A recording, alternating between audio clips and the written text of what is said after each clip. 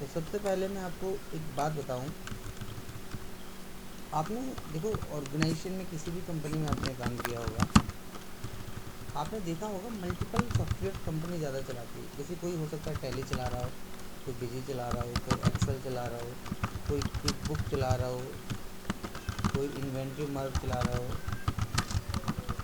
कोई आपका वेबटेल चला रहा है। जैसे तो अगर मैं एक कंपनी के भी यहाँ पे बात करूँ, तो एक कंपनी के अंदर मल्टीपल सॉफ्टवेयर्स होते हैं। एक सॉफ्टवेयर से कंपनी के अंदर डेटा मेंटेन नहीं किया जाता है।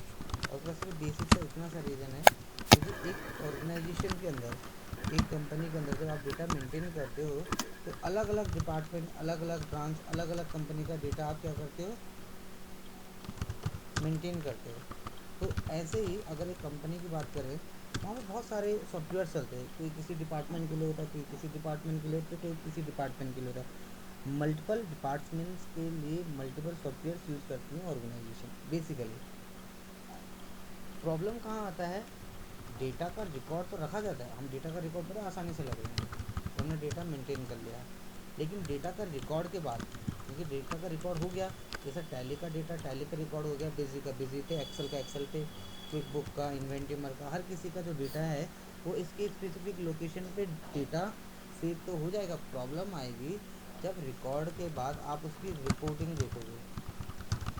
आपने डेटा रिकॉर्ड कर लिया, अब आप उसकी रिपोर्टिंग देखना चाहते हो, आपको प्रॉब्लम आएगी, क्योंकि बिना इंटीग्रेशन के आप रिपोर्टिंग्स नहीं बना पाओगे।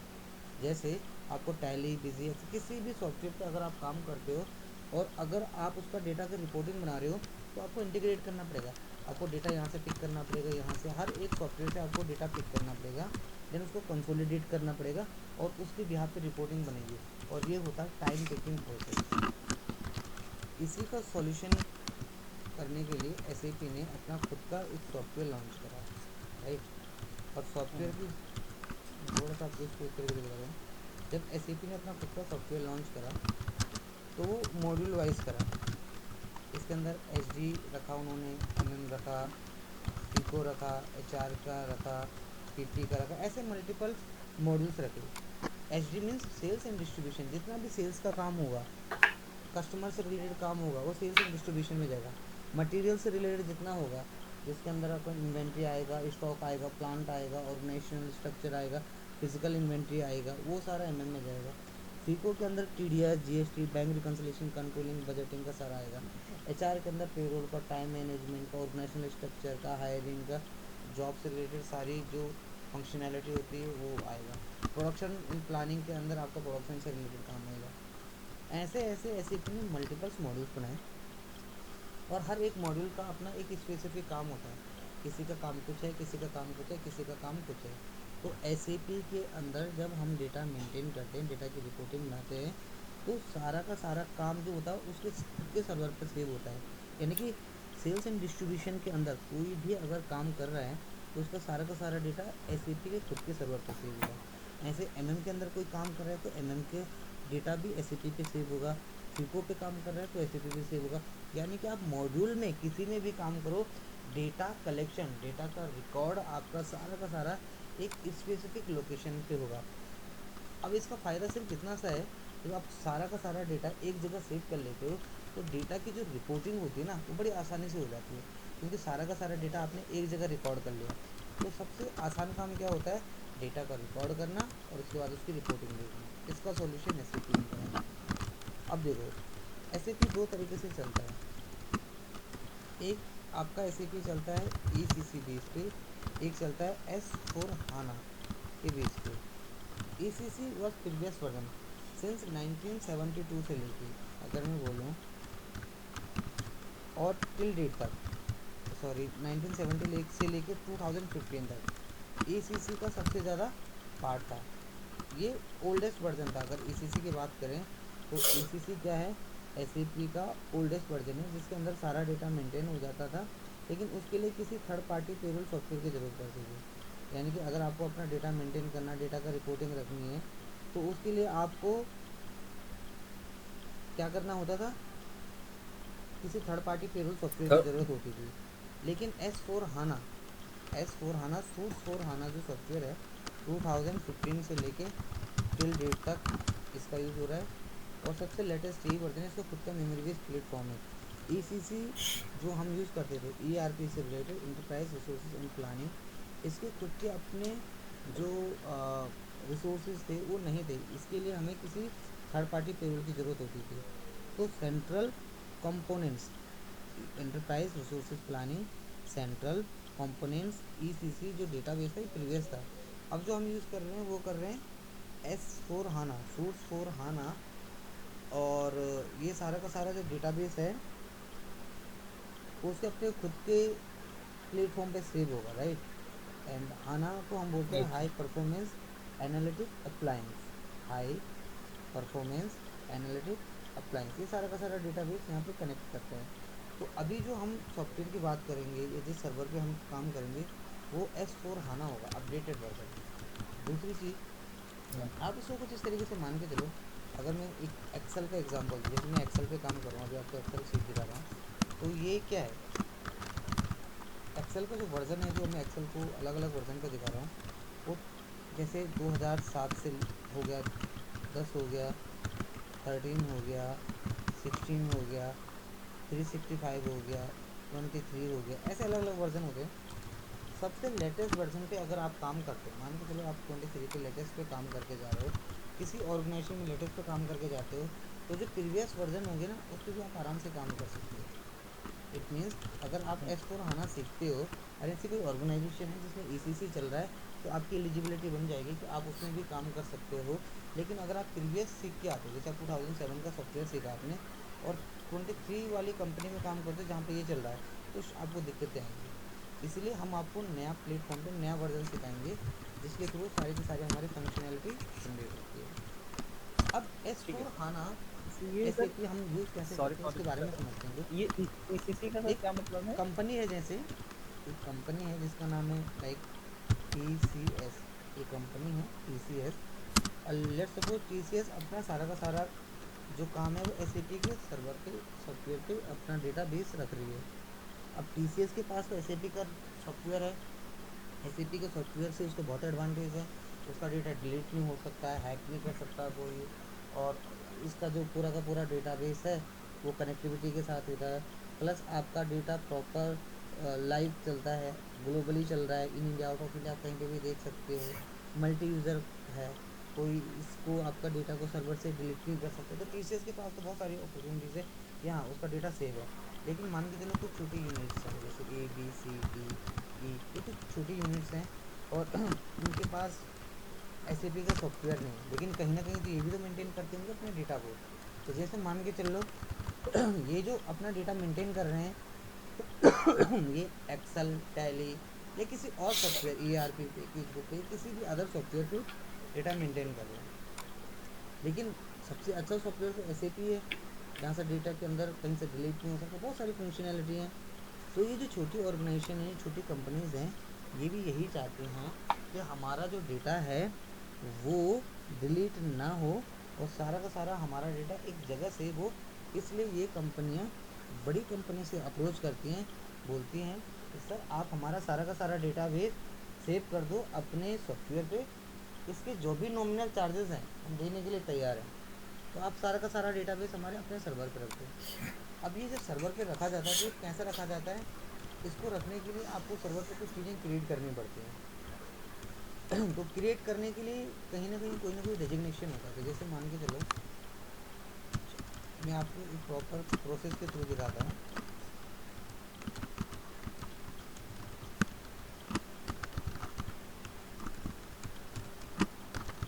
जैसे एक कंपनी के अंदर जब हम काम करते हैं तो सबसे पहला काम हो जाता है उसको अपने सर्वर पे बनाना। जैसे कुछ यूनिट्स हैं और इनका डेटा इम्प्लीमेंट करना हमने SAP के अंदर, तो हमें इनकी कंपनी को डिफाइन करना पड़ेगा, जिसको हम बोलते हैं कंपनी क्रिएशन।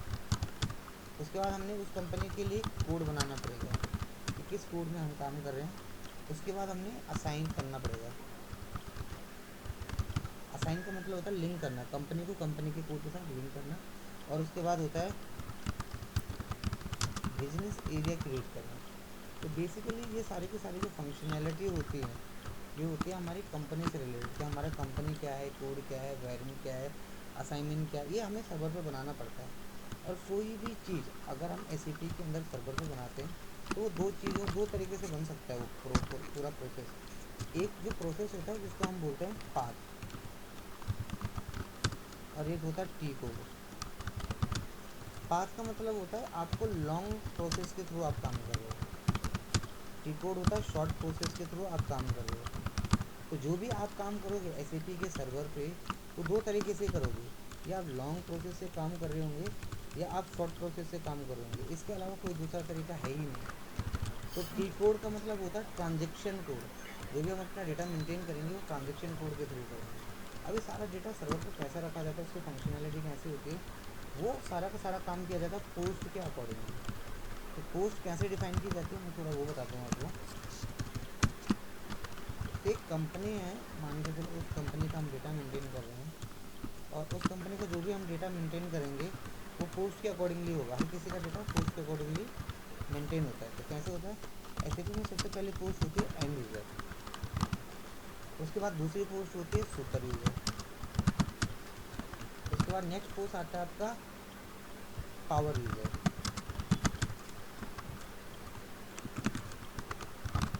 उसके बाद नेक्स्ट पोस्ट आती है SAP मैनेजर,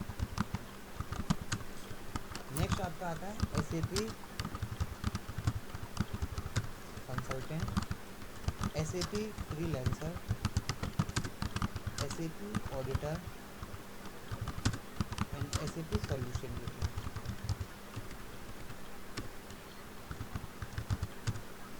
तो SAP के अंदर ऐसी पोस्ट होती है, ऐसी डेजिग्नेशन होती है।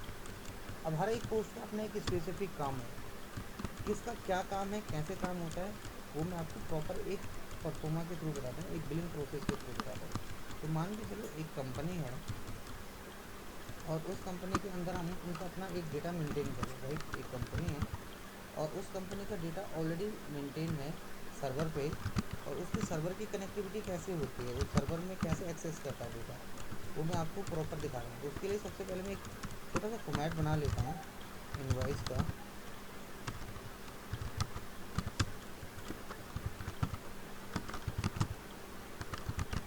अब एक कंपनी के अंदर मान के चलिए आपका इनवॉइस का फॉर्मेट है, इसके अंदर कुछ फील्ड में ऐसे ही जनरली डाल दे रहा हूँ, फील्ड कैन बी एनीथिंग, कुछ भी हो सकती है, बस मैं एक रैंडम सा आपको बना के दिखा रहा हूँ इनवॉइस फॉर्मेट में। अगर अभी आप लोग ध्यान से देख रहे होंगे, मैं कहीं पे भी एक भी बारी माउस का यूज़ नहीं कर रहा हूँ, तो वो एक्सपर्टीज़ है, वो एक्सपर्टीज़ प्रैक्टिस के साथ आई है। ऐसे ही दो चीज़ों से चलता है SAP, एक टी कोड और एक हो गया आपका लॉन्ग प्रोसेस। जैसे एक होता है ना, आप लोग ऊपर से आते हो बोल्ड करते हो, कॉपी करते हो, कंडीशनल फॉर्मेटिंग जो भी लगाते हो, तो एक हो गया लॉन्ग प्रोसेस राइट। कि आप एक एक करके ऊपर से जाके कर रहे हो। तो लॉन्ग प्रोसेस को बोलते हैं पाथ। एक होता है shortcut, T code, transaction code. तो ये सारा का सारा आपको ऐसे ही आना चाहिए कंपनी के अंदर ऑर्गेनाइजेशन में काम करने के लिए। तो एक जब आप कंपनी में डेटाबेस की बात करते हो, कहीं पे भी रिकॉर्डिंग की बात करते हो इनवॉइस के अंदर, तो वहाँ पे आपकी जो भी जितनी फंक्शनैलिटी होती हैं वो ज़्यादातर शॉर्टकट पे ही चलता है, क्योंकि ये कंपनी में आपको ज़्यादा टाइम लगाना नहीं है। आप जितना टाइम लगाओगे वो टाइम टेकिंग प्रोसेस चलेगा, राइट। तो मैंने आप लिख दिया पार्टी नेम, यहाँ पे हो गया आपका टर्म ऑफ पेमेंट, यहाँ पे मैंने कुछ सीरियल नंबर डाल दिए, नेम डाल दिया, नेम ऑफ आइटम, यहाँ पर रेट हो गई, क्वांटिटी हो गया, टोटल अमाउंट हो गया, और यहाँ पे मैंने कुछ डिफाइन कर दिया ऐसे ही, यहाँ पे कुछ रेट उसके डिफाइन कर दिए लाइक दिस, कुछ यहाँ पे क्वांटिटी डाल दिया, कुछ इस तरीके से मैंने फॉर्मेट जनरेट कर लिया। अब देखो, जब एक कंपनी के अंदर आप काम करोगे आपको दिखेगा, तो वहाँ पर इस तरीके से कुछ इन्वॉइसिंग बनी होगी, कुछ बिलिंग बनी होगी, कुछ रिपोर्टिंग होगी। या फिर अगर मैं एक कंपनी में proper hardcore MM HR SD किसी की बात करूँ, तो वहाँ पे आपके पास इस तरीके से स्लिप बनी हुई होगी। तो वो आपको ये मैनुअली काम होगा, ये मैनुअली होगा सारा का सारा। इस मैनुअल काम को आपको सिस्टम के अंदर कंप्यूटराइज करना होता है, और कंप्यूटराइज कौन करता है, ये आप ही करते हो। तो मैनुअल काम को कंप्यूटराइज करने का सारा काम जो होता है वो एंड यूज़र करता है। एक एंड यूज़र क्या करता है, जितने भी आपका मैनुअल वर्क है उसको कंप्यूटराइज करने का सारा काम एंड यूज़र का है।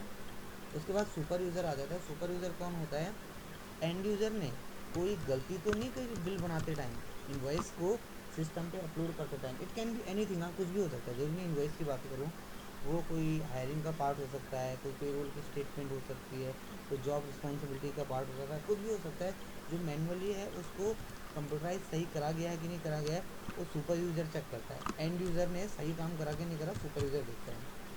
एंड यूज़र और सुपर यूज़र दोनों सपोर्ट में चलते हैं। उसके बाद होता है पावर यूज़र। पावर यूज़र कौन होता है? अगर एंड यूज़र से कोई गलती हो गई है एंट्री पास करते टाइम, सुपर यूज़र को भी क्लियरिटी नहीं हुई कि हाँ इसको ये इस तरीके से पास करनी थी, ये गलत हो चुका वो काम, तो पावर यूज़र के पास ऑथराइजेशन होगी, पावर होगी कि वो उसको एडिट कर सके, चेंज कर सके, डिलीट कर सके। बेसिकली ऑथराइजेशन का पार्ट होता है, टॉलरेंस का पार्ट होता है। एंड यूज़र और सुपर यूज़र को ऑथराइजेशन दी नहीं जाती है। एसएपी मैनेजर जो डेटा को मेंटेन करके चलता है। कंसल्टेंट कौन होता है? जो कि अलग अलग अगर मैं बोलूँ, कंसल्टेंट इंफॉर्मेशन प्रोवाइडर हो गया, बिजनेस ब्लूप्रिंट पे काम कर रहा है, इम्प्लीमेंटेशन का सारा काम कर रहा है, डेटा कनेक्टिविटी का सारा काम देख रहा है, वो कंसल्टेंट हो गया। फ्रीलांसर होता है मल्टीपल प्रोजेक्ट्स पे काम कर रहा है, जो अलग अलग जगह पे। ऑडिटर जो ऑडिट के लिए जाता है, ऑडिट करता है। सॉल्यूशन के लिए प्रॉपर टीम बैठी होती है पीछे, जो कि एसएपी का डेटा मेंटेन करते, चेक करते कि एसएपी के अंदर कोई काम गलत तो नहीं बना, उसकी कोई चीज़ रिपोर्टिंग गलत तो नहीं क्रिएट हुई है। तो वो एस के अंदर इस तरीके से हमारा सारा का सारा डेटा जो होता है वो मेंटेन किया जाता है। तो एस की कॉन्फ़िगरेशन के अंदर आपको अपनी सारी पोस्ट के अकॉर्डिंगली काम करना होता है। सर एक बार तो ये पावर यूजर से बताइएगा, जैसे हाँ, थोड़ा माइक सामने हेलो, रख के बोलो, क्या बोल रहे हो? हाँ मैं कह रहा था सर कि ये पावर यूजर से मुझे बताइएगा। आपने बताया कि एंड यूजर मैनुअली अपडेट करता है पावर यूज़र बेसिकली वो सिस्टम होता है में। जिसके पास ऑथराइजेशन होती है, किसी चीज़ की पावर ठीक है। होती है कि वो डिलीट कर सकता है, बना सकता है, चेंज कर सकता है, फॉर्मेट, कुछ भी ऑथराइजेशन जो सारी की सारी आती है ना, वो पावर यूज़र के पास आती है। ठीक है, फिर उसके बाद हो गया जो डेटा मेंटेन कर रहा है वो मैनेजर। हम्म। उसके बाद एसएपी मैनेजर वो हो गया जो डेटा मेंटेन्स कर रहा है। हाँ, मैनेजर मेंटेन करता है ना, मैनेजर तो आपको पता ही है किसी भी राइट राइट। कंपनी के अंदर। मैनेज। हाँ कंसल्टेंट हाँ कौन होता है? जो ऑब्वियसली। कंसल्टेंट जैसे होता है ना, हम डॉक्टर के पास जाते हैं तो बोलता है कंसल्टिंग फीस इतनी है। तो जो इन्फॉर्मेशन प्रोवाइडर हम्म। होता है, इम्प्लीमेंटेशन करता है, बिजनेस ब्लूप्रिंट पे काम करता है, वो सारा कंसल्टेंट हो गया। फ्रीलांसर जो हम्म। अलग अलग मल्टीपल प्रोजेक्ट्स पे काम कर रहा है। और ऑडिटर जो ऑडिट करता है कंपनीज के अंदर जाके कि किस कंपनी का हम्म। क्या प्रोसेस है। और ऐसे सॉल्यूशन के लिए टीम होती है, अगर कोई भी प्रॉब्लम कहीं भी डिपार्टमेंट में आ रहा है तो हर किसी के लिए एक सॉल्यूशन की टीम होती है। वहाँ फ़ोन करो, जैसे कस्टमर एग्जीक्यूटिव नहीं होते, ऐसे ही राइट राइट राइट। सॉल्यूशन की टीम होती है। तो अभी जस्ट मैंने आपको कुछ बेसिक इन्फॉर्मेशन दी है अबाउट एसएपी, कि एसएपी क्या होता है, एसएपी कैसे काम करता है, एसएपी की फंक्शनैलिटी कैसे होती है, और उसके बारे में आपको इन्फॉर्मेशन प्रोवाइड करिए। आपका जो सबसे पहला काम होता है वो होता है किसी चीज़ को समझना, राइट? कि आपको इसको कैसे समझना बिल्कुल। है, कैसे इसको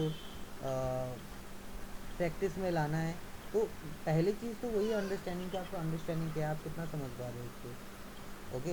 अब मैं आपको कुछ इसमें बताता हूँ। ERP, enterprise resources planning. आपने कई बार नाम सुना होगा ईआरपी।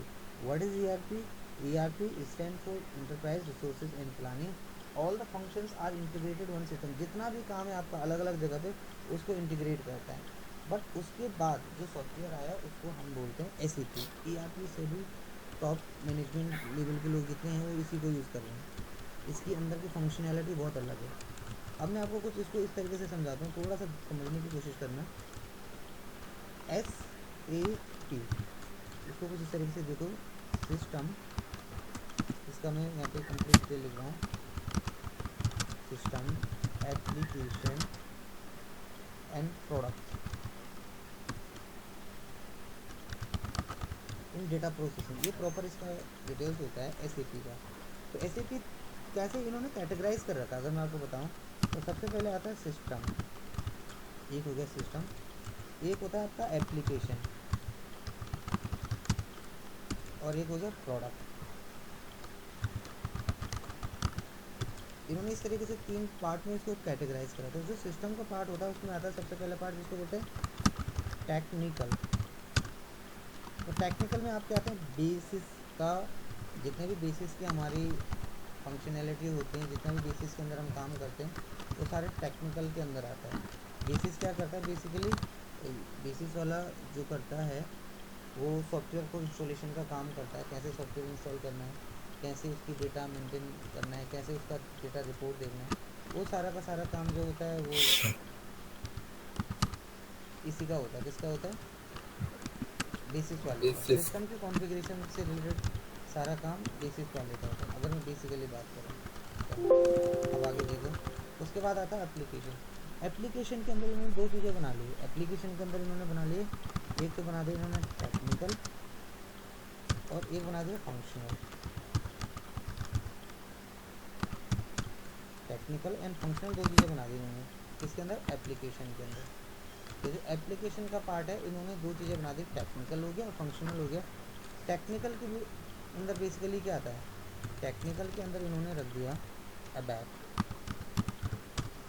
अबैप क्या होता है? जो टेक्निकल मॉड्यूल है जिसके अंदर सारी कोडिंग की जाती है डेवलपमेंट प्रोसेस के लिए। एक आता है फंक्शनल। तो बेसिकली फंक्शनल क्या काम करता है अगर मैं आपको क्लियरली बताऊँ, फंक्शनल का जो काम होता है उसके अंदर इन्होंने काफ़ी सारी चीज़ें रखी हैं। अब इसको समझना ध्यान से। सबसे पहले आता है FICO, फाइनेंशियल एंड कंट्रोलिंग। दूसरा आता है SD। तीसरा आता है HR। नेक्स्ट आता है MM। फिर आता है PP। तो फंक्शनल के अंदर इन्होंने काफ़ी सारी चीज़ें बना दी। तो दो चीज़ें होगी, एक हो गया टेक्निकल, एक हो गया फंक्शनल। एप्लीकेशन के अंदर, एप्लीकेशन की बात करें तो हम जो भी काम कर रहे हैं ये बेसिकली फंक्शनल पे काम कर रहे हैं, राइट। इसके बाद नेक्स्ट हमारा आता है जिसको हम बोलते हैं प्रोडक्शन। तो प्रोडक्शन के अंदर इन्होंने क्या करा, सीधा सा बना दिया इन्होंने यहाँ पे इस तरीके से कुछ, जिसका नाम दे दिया इन्होंने टेक्नो फंक्शनल। इसको मैं थोड़ा सा नीचे कर देता हूँ तो देखिए इस तरीके से। तो प्रोडक्ट के अंदर जो हो गया टेक्नो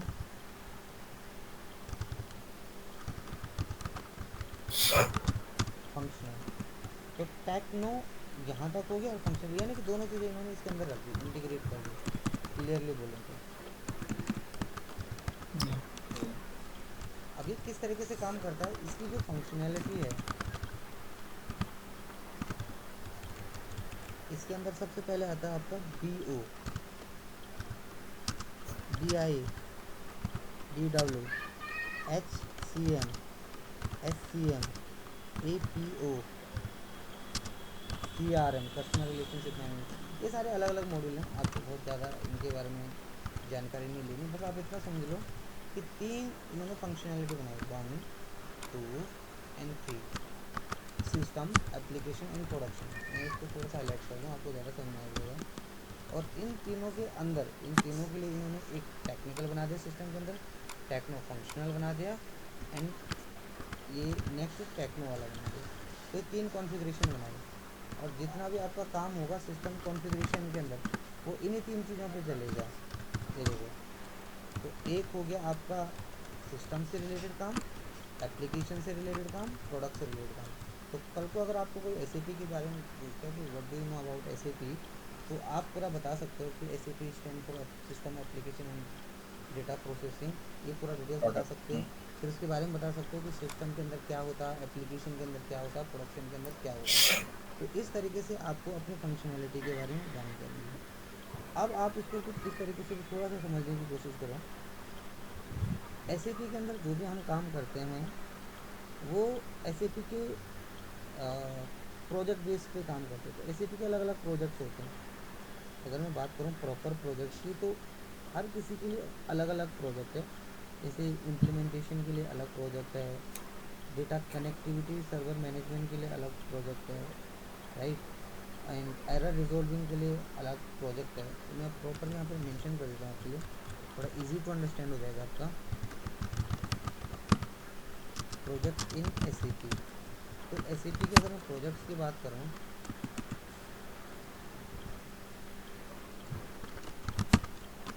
अगर मैं SAP के प्रोजेक्ट की बात करूँ तो सबसे पहले जो प्रोजेक्ट आ जाता है SAP में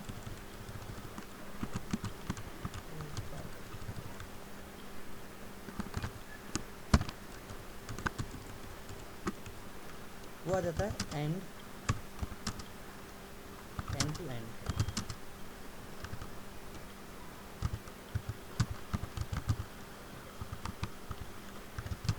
सबसे पहला आ जाता है एंड टू एंड इम्प्लीमेंटेशन। दूसरा आ जाता है आपका सपोर्ट के लिए।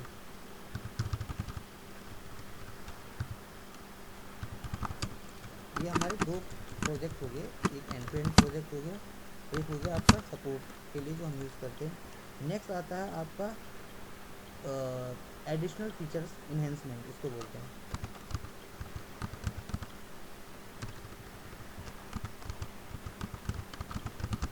इन्हेंसमेंट के लिए नेक्स्ट आता है आपका अपग्रेड करने के लिए, तो उसको हम माइग्रेट भी बोलते हैं। हम अपने सिस्टम को, है ना, सिस्टम वंस मतलब एक वर्जन से दूसरे वर्जन के अंदर की जो इंटीग्रेशन है वो इसको बोलते हैं। और एक होता है रोल आउट। तो ये रोल आउट जो होते हैं बेसिकली ये कंट्री से रिलेटेड हमारे होते हैं। हाँ, डिफरेंट प्रोजेक्ट पे हम काम करते हैं। तो एसएपी के अंदर ये 5 प्रोजेक्ट चलते हैं प्रॉपर सिस्टम एप्लीकेशन के अंदर, जिसको मैं अगर डेटा मैनेजमेंट एंड रिपोर्टिंग की बात करूँ तो हमारे जितने भी प्रोजेक्ट्स होते हैं सारे के सारे इसी पे होते हैं। तो सॉरी मैं आपको थोड़ा अपने बारे में ज़्यादा मैंने बताया नहीं स्टार्टिंग में भी।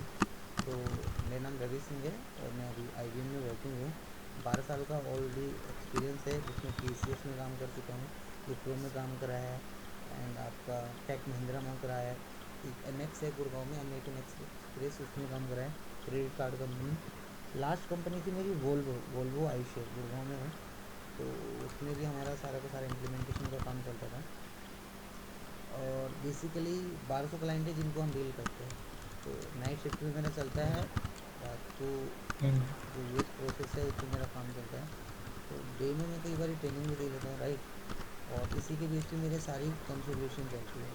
और जो भी मैं पढ़ाता हूँ बच्चों को बिल्कुल ज़ीरो से, मैं ये नहीं मान के चल रहा हूँ कि कुछ आता है, मैं बोल के चल रहा हूँ कुछ ही नहीं पता इस स्थिति के बारे में। तो बिल्कुल डीपली नॉलेज, जितनी डेप्थ हो सके उतनी नॉलेज देने की कोशिश करता हूँ, तो दैट आप कल को कहीं पे भी हो। देखो इतना आपको कभी लाइफ में काम भी नहीं आएगा जितना मैं आपको बता रहा हूँ। किसी दूसरे पर्सन को इतना पूछोगे और चीज़ों के बारे में उसको पता भी नहीं होगा, बट आपको होना बहुत ज़रूरी है। क्योंकि आप जब कंपनी के अंदर रहते हो तो आप जितनी ज़्यादा मैक्सिमम चीज़ें सीखते जाओगे वो आपके लिए फ़ायदेमंद होगा, और उसी से राइट रिलेटेड सारा का सारा आपका काम करेंगे। तो बेसिकली बिल्कुल। HR और ह्यूमन रिसोर्स मैनेजमेंट का जो पार्ट है, the main role of HR consultant to maintain the organisational data, personal data, जो ऑर्गेनाइजेशनल डेटा पर्सनल डेटा उसको मेंटेन करना है। ऐसे ही SD वाले का काम क्या है, main role of SD consult to maintain a receivable data, जो रिसीवेबल डेटा उसको मेंटेन करना है। तो हर किसी का एक स्पेसिफिक काम है, राइट। हाँ अब SAP के अंदर जो हम काम करते हैं, जो सर्वर होते हैं वो 2 सर्वर होते हैं SAP के अंदर। और थोड़ा सा डिटेल्स में अगर आपको मैं बताने की कोशिश करूँ तो सबसे पहला जो सर्वर SAP के अंदर होता है जिसको हम बोलते हैं IDES सर्वर। जैसे मैं यहाँ पे लिख देता हूँ,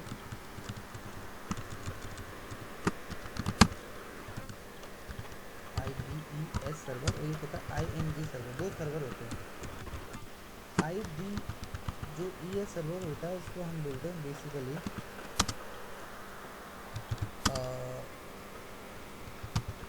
international demonstration educational evolution system. ये हमारे पास होता है सबसे पहले, एक ये 2 कॉन्फ़िगरेशन होती है।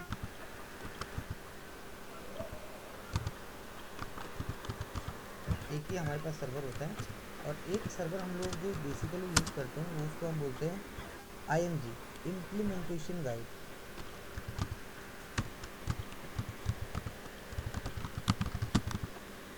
Implementation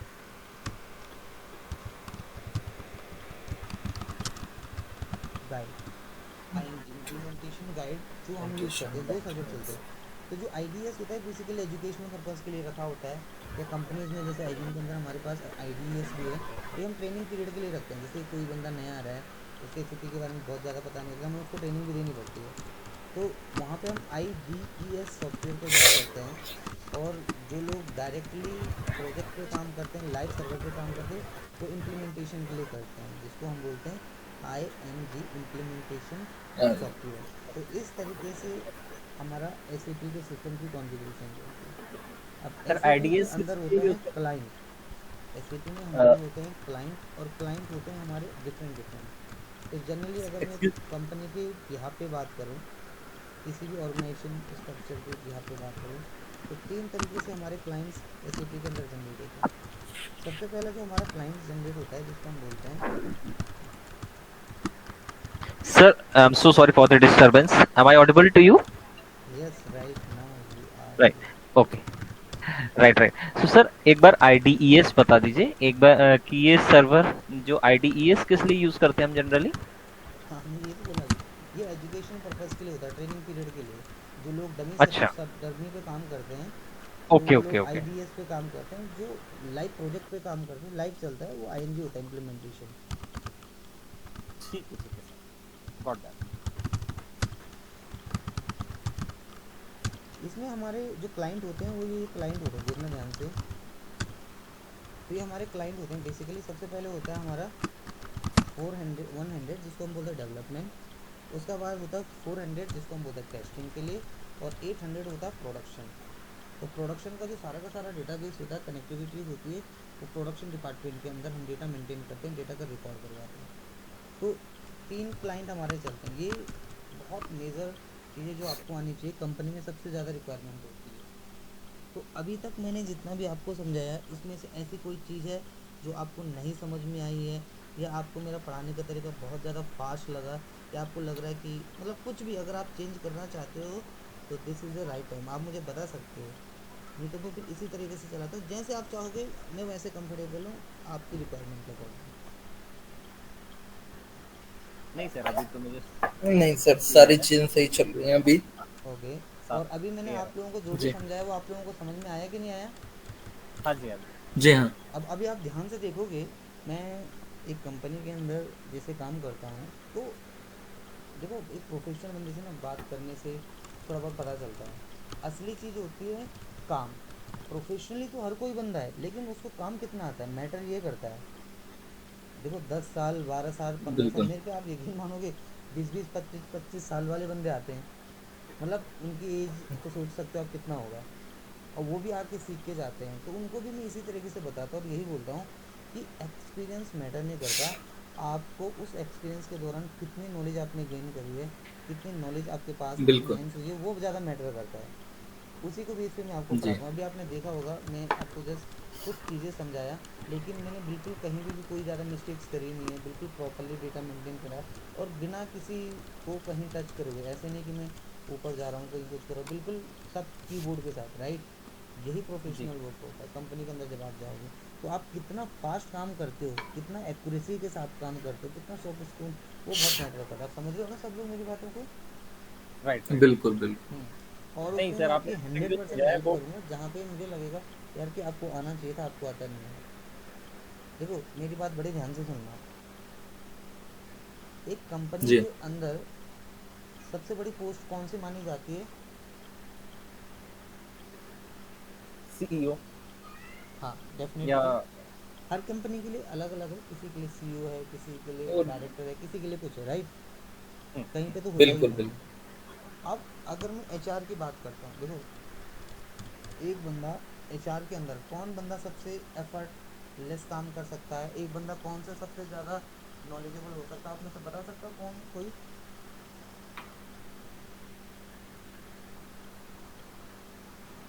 in which term? हम्म। किस तरीके से, मैं समझ नहीं पाया आपकी बात। मतलब कोई भी, अगर मैं एक प्रोफाइल की बात करूँ कि एक एचआर के अंदर काम कर रहा है, वो अलग अलग तरीके से है ना, वो पढ़ाई करके आया हुआ होता है या टेक्नोलॉजी सीख के आया होता हम्म।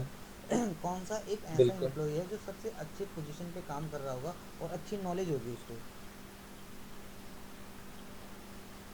पर्टिकुलर एचआर डिपार्टमेंट के अंदर अगर हम बात करें कहीं पे, हम्म।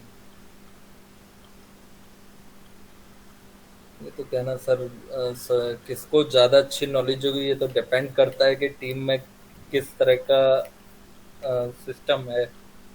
कई बार ऐसा भी होता है कि हमसे जूनियर हमसे कुछ चीजें ज्यादा एक्स्ट्रा एडवांस जानता हो।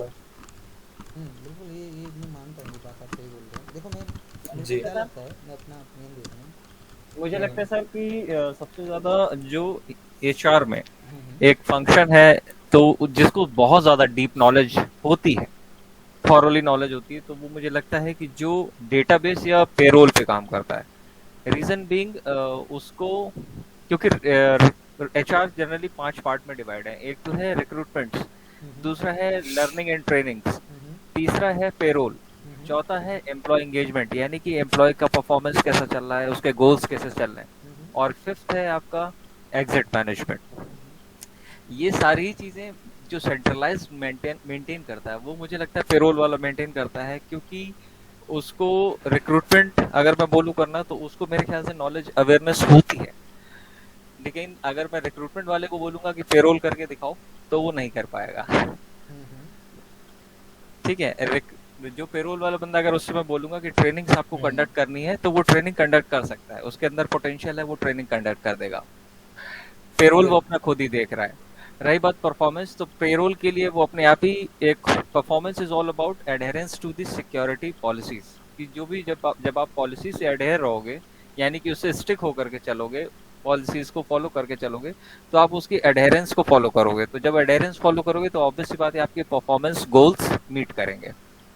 And the fifth one is all about exit management. तो एग्जिट मैनेजमेंट में भी जब आप कभी भी कहीं कोई बंदा जा रहा होता है, या ट्रांसफर हो रहा होता है, ट्रांसफर इन या ट्रांसफर आउट हो रहा होता है, या रेजिग्नेशन एंड ऑफ कॉन्ट्रैक्ट हो रहा होता है, तो भी वही चीज आती है कि पेरोल वाले को ही सारी साइकिल की अवेयरनेस होती है कि इसकी एज इतनी हो गई, ये उस चीज के लिए एप्लीकेबल है नहीं है, इसको ये बेनिफिट्स मिलेंगे नहीं मिलेंगे, इसका फॉर्म पीएफ ऑफिस में जाना है या नहीं जाना है, इसको रिटायरमेंट बेनिफिट्स देने हैं नहीं देने हैं, इसको एसोसिएशन बोनस देना नहीं देना है। तो मुझे ऐसा लगता है कि एक सेंट्रलाइज जो पार्ट है वो पेरोल मैनेज कर सकता है, बिकॉज रिक्रूटमेंट इतना बड़ा नहीं है, लर्निंग एंड डेवलपमेंट इतना बड़ा नहीं है, परफॉर्मेंस मैनेजमेंट इतना बड़ा नहीं है, एग्जिट मैनेजमेंट इतना बड़ा नहीं, बट पेरोल इज समथिंग कि और बहुत ही ईगल आई वाला काम है, क्योंकि किसी नहीं, किसी का बिल्कुल भी सही। कोई, आई क्योंकि एग्री विद किसी सावन। किसी का भी by the end of the month 1 रुपए भी कम आता है ना, सो तुरंत आदमी उस चीज को क्वालिटी जरूर करता है अपना पीपल सॉफ्ट खोल के, कि भैया मेरे तो 200 रुपए यार ओवर टाइम के थे, 199 क्यों हुए, अच्छा इसका 1 रुपए जो है वो टैक्स कट गया है, अदरवाइज वो सीधे पेरोल के पास ही जाता है। तो पेरोल एक ऐसा स्ट्रक्चर है, वो आपकी थॉरो नॉलेज पूरी रखता है। वो रिक्रूटमेंट भी बता देगा कि आपकी 17 दिन की सैलरी इसलिए आई है क्योंकि आपने इस दिन ज्वाइन किया था। हम्म।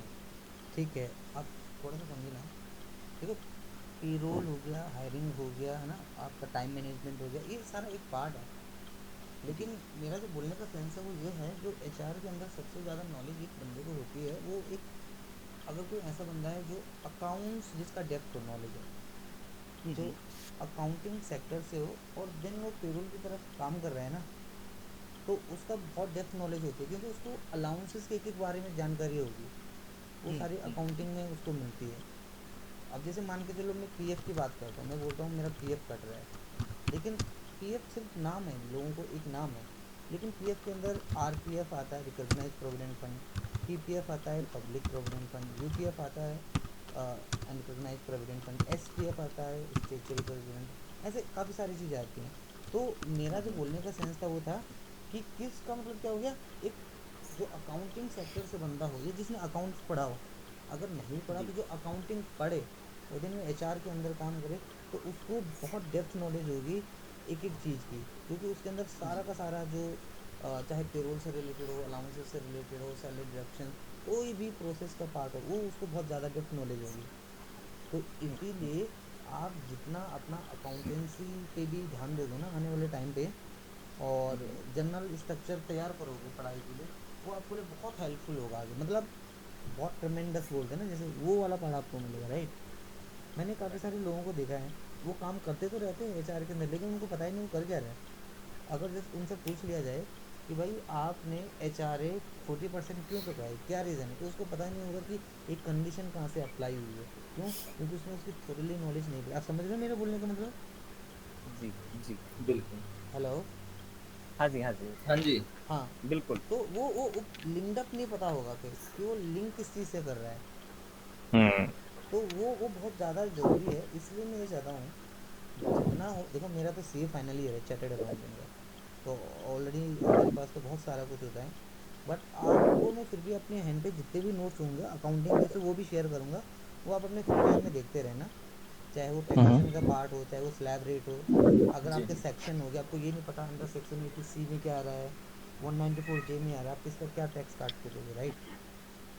तो राइट। जितनी डिटेल्स उसको पता होगी ना, मुझे नहीं लगता और किसी को हो सकता है, क्योंकि वो इन डेप्थ में जाके पढ़ेगा। तो आप उसी बेस पे पढ़ना, आपको बहुत अच्छा लगेगा। समझ में आ गया? बिल्कुल। Sure sure. जी जी बिल्कुल। ओके। तो जस्ट अभी मैंने आज आपको एक थ्योरिकल क्लास दी है प्रॉपर, है ना? जी और कल हम शुरू करेंगे अपना प्रैक्टिकल, राइट? अभी मुझे ये जी बताओ, आपके पास दोनों के पास लैपटॉप है या नहीं है? जी हाँ है। ओके। हाँ जी सर, मैं लैपटॉप पे ही आपसे कनेक्टेड हूँ। परफेक्ट। और आपको सॉफ्टवेयर मिल गया, आईडी मिल गई आपको? अभी नहीं। तो नहीं, आज मुझे भी नहीं मिली। आज आपका पहला काम है, अपने जो भी काउंसलर जी है उनसे बात करके बोलना कि आप हमको आईडी, देखो आईडी वही देंगे आपको, सॉफ्टवेयर जो होगा ना आपके पास बिल्कुल चलाने बिल्कुल। के लिए वही देंगे। जी अब थ्योरिकल जी पार्ट मैंने आपको जितना बताना था वो आपको समझा दिया है। अब आपका प्रैक्टिकल शुरू होगा, ठीक है। पर प्रैक्टिकल तभी शुरू होगा जब आपके पास सॉफ्टवेयर होगा। अगर सॉफ्टवेयर ही नहीं होगा तो मैं क्या बिल्कुल ही करोगे देख के, वो तो सिर्फ ओवरव्यू हो गया। तो वो हम्म। बिल्कुल आपको बिल्कुल। पहले अपने काउंसलर से सॉफ्टवेयर लेना है और उनको क्लियरली ठीक बोलना है। है कि हमारी फर्स्ट क्लास तो कम्प्लीटली हो गई, और है ना, we are fully hmm, satisfied, हमें समझ भी आ रहा है, बस आप हमको सॉफ्टवेयर प्रोवाइड कर दो, सो दैट जब हमारा प्रैक्टिकल कल से शुरू हो तो हम अपने सिस्टम पे करके देखें कि ये हो क्या रहा है, चल कैसा रहा है, राइट? जी। बिल्कुल। और उसके थ्रू आपको समझ में आएगा। तो मैं कैसे पढ़ाऊँगा, मैं आपको पढ़ाने का तरीका बता देता हूँ। मेरा पढ़ाने का तरीका है बहुत ज़्यादा ईजी। मैं यहाँ से करूँगा और आपको बोलूँगा कि आप भी अपनी स्क्रीन पे सेम टाइम पे करो। आप यकीन मानो, इससे अच्छा ईजी कुछ हो ही नहीं सकता है। जी। क्योंकि जनरली ट्रेनर्स बिल्कुल। क्या करते हैं, करके दिखा देंगे, नाउ दैट्स इट, अब आप करते रहो बाद में। तो this is not a right way hmm, मेरे हिसाब से। हम्म, एक स्टूडेंट जब नया होता है तो एक न्यू बॉर्न बेबी की तरह है, और उसको आपको एक एक चीज़ लेके चलनी पड़ती है। तो मेरा जो तरीका बिल्कुल। होगा उस तरीके से होगा तो बहुत इजी टू यूज़ लगेगा आपको। आपको नोट्स भी नहीं बनाने पड़ेंगे अपने कॉपी में, एक एक चीज़ मैंने डिस्क्राइब कर रखी है, बहुत इजी टू यूज़। बस उसको आपको समझना है और देन उसकी प्रैक्टिस करनी है, राइट? जी। जी तो जस्ट मैं एक बार आपसे फिर से फीडबैक ले लेता हूँ, सो दैट क्लियरिटी रहे। तो आज जो भी मैंने आपको पढ़ाया उसमें ऐसी कोई डिफ़िकल्टी लगी आपको, या कुछ ऐसा लगा कि नहीं, थोड़ा सा कुछ टफ सा लगा, या फिर इजी लगा, कैसा लगा? थोड़ा थोड़ा फीडबैक दो के ऊपर।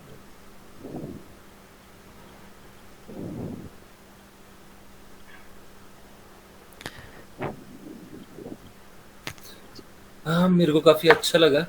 इजी था पूरा, मतलब जड़ से शुरू होके ऊपर की तरफ जाएंगे तो ज्यादा अच्छा है, जैसा आपने शुरू किया। राइट बिल्कुल राइट। प्रॉपर जमीन से कि ये एग्जैक्टली कहाँ से है, क्या इसका बेसिक यूजेस का, इसका सैप का बेसिक कहाँ से निकला है, ये कैसे आगे बना, क्या क्या डेवलपमेंट्स आए इसमें, वो चीज़ें मेरे को अच्छी लगी इसमें। हम्म। परफेक्ट। ठीक है। So if I take this session over to me, hmm. मैं भी यही चीज कहना चाहूंगा कि पूरा सेशन मुझे बहुत अच्छा लगा, इंटरेस्टिंग था, इंटरेक्टिव था, और स्पीड भी हमारी बिल्कुल मैनेज थी। हम्म। और बेस से आपने एबीसी चीज क्लियर करी है, हम्म। तो वो काफी हेल्पफुल है। और इसमें कई